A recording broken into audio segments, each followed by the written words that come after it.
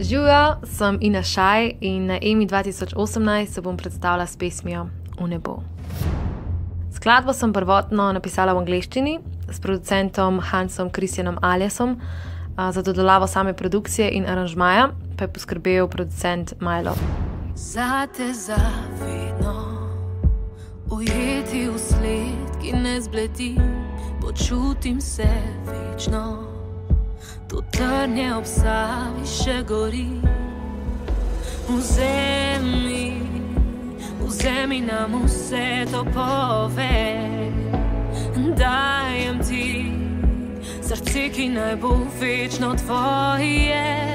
V nebo naj ustavi se trenutek, vidi, da več nisi sam. Kdo ti bo sodil, ko odpluješ, nikdar te ne bo nazaj. V nebo, v nebo, v nebo. Zlate ptice letajo. Kot zanimivost, angleška verzija Glow je vzbudila tudi zanimanje drugih držav, ampak ko sem zvedela, da je sprejeta na EMO, sem se odločila, da jo kar obdržim in odpojem sama.